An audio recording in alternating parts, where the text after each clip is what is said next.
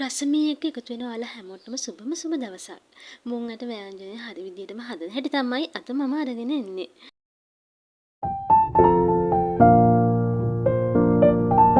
මම ඊයේ මුං ඇට ටිකක් පෙගෙන්න දාගත්තා. ඉතින් දැන් ඒ ටික හොඳින් දරා ගන්න ඕනේ. මොකද ගල් වැලි ඒ වගේම යක් මුං ඇට මේ හැම දෙයක්ම මේකේ තියෙනවා. ඉතින් ඒ නිසා අනිවාර්යයෙන්ම මුං ඇට හොඳින් මේ විදිහට ගරා ගන්න ඕනේ. මේ තියෙන්නේ මේ ටික අපි ඉවත් කරගන්න ඕනේ. ඉතින් ඔයාලට පුළුවන් නම් දෙපාරක් විතර මේක ගරා ගන්න. මම නම් එහෙමයි. ඊට පස්සේ මේක හොඳට සෝදලා පිරිසිදු කරගන්න ඕනේ.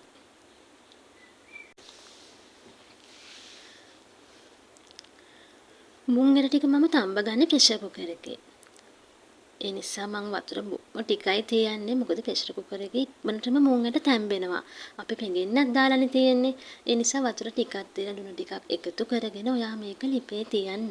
හැබැයි හොඳට බලන්න දෙවෙනි පාර වදිනකොටම ලිප ඕෆ් කරන්න. මොකද ඉක්මනින්ම තැම්බෙනවා මේ මුං ඇට. එතකොට බෙරි වෙන්න පුළුවන් වැඩි වෙලාවක් තිබ්බොත්. ඒ නිසා දෙවෙනි පාර වඩ සද්දය ඇහෙනකොටම ඔයා ලිප ඕෆ් කරන්න. ඉක්මනටම මේක පෙරා ගන්න. අපි ඒක තැම්බෙනකන් අනිත් දේවල් ටික සූදානම් කරගමු. ලුණු ගෙඩියකින් කෑල්ලක් වගේ තමයි මම නම් අරගත්තේ. ඒක හීනියට කපා ගන්න ඕනේ. ඔයාට තියෙනවා නම් රතු ලුණු අරගන්න. ඒ වගේම සුදු ලුණු බික් දෙකක් විතර වගේ මේ විදිහට හීනියට කපා ගන්න.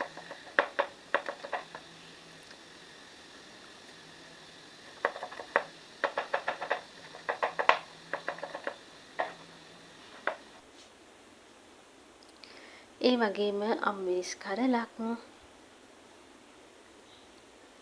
රම්පේ කරපිංචා තියෙනවා නම් ඔයා වේලිච්ච මිරිස් කරලක් දෙකක් අරගන්න. මොකද අනිවාර්යයෙන්ම තෙම්පරාදුවට මේ විදිහට දානවා නම් හරිම රසයි.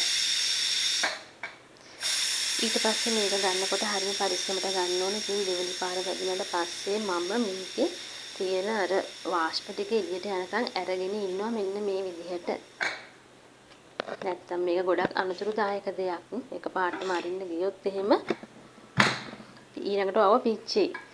මෙන්න මේ විදිහට යවලා ඒකේ තියෙන වාෂ්ප ටික මම මෙන්න මෙහෙම අරගත්තා. ඔන්න බලන්නකෝ. දැක්කද? හොඳටම තැම්බිලා තියෙන්නේ. ඉතින් තව ටිකක් වෙලා තිබුණා නම් මේක බෙරි වෙනවා. ඊට පස්සේ මේක ඉක්මනටම මම පෙරාගත්තා.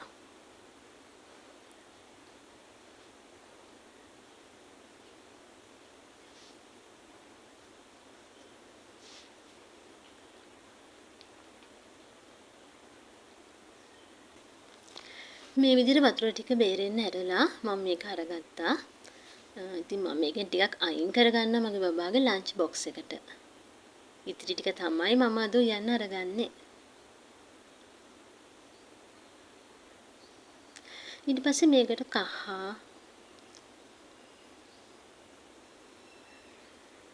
අමුතුන පහ ඒ වගේම ලුණු කුඩු ගොරකා කුරුඳු එකතු කරගෙන මේක හොඳට කලවම් කරලා අපි පොල් කිරි ටික එකතු කරගමු. ඔයාට අවශ්‍ය ප්‍රමාණයට පොල් කිරි ටික එකතු කරන්න.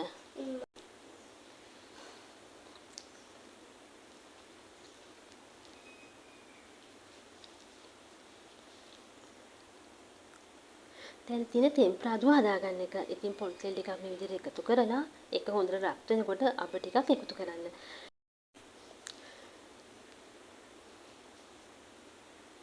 ඊට පස්සේ සුදු ලුණු ටික, ඒ වගේම රතු ලුණු ටික, ඒ වගේම වේලිච්ච මිරිස් කරල් දෙක පොඩියට කඩලා මෙන්න මේ විදිහට දාගමු.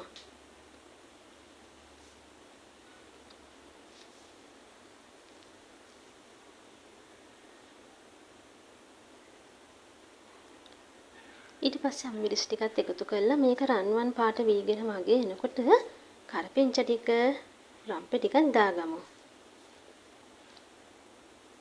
ඒ වගේම උළුහාල් ටිකක් එකතු කරන්න තෙම්පරාදුවට උළුහාල් චුට්ටක් දැම්මම හරිම රසයි.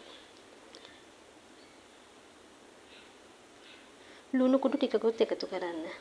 බොහොම ටිකක් එකතු කරන්න මොකද අපි මුං ඇට වලට ලුණු දැම්මනේ. ඒ වගේම මිරිස් කුඩුත් බොහොම පොඩි ප්‍රමාණයක් එකතු කරන්නේ. ඊට පස්සේ ඒක හොඳට රත් වුණාම මෙන්න මේ විදිහට මුං ඇට ටික අපි දාගෙන හොඳට හැන්දෙන් හැඳි ගාමු.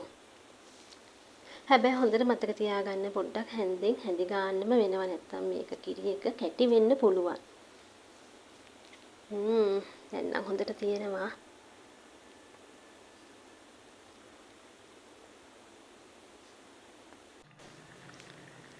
ඉතින් මේ විදිහට හැඳි ගන්න හොඳට උතුරනකම්ම ඉල්ලන් තියෙන්නේ ලිප ඔෆ් කරන්න.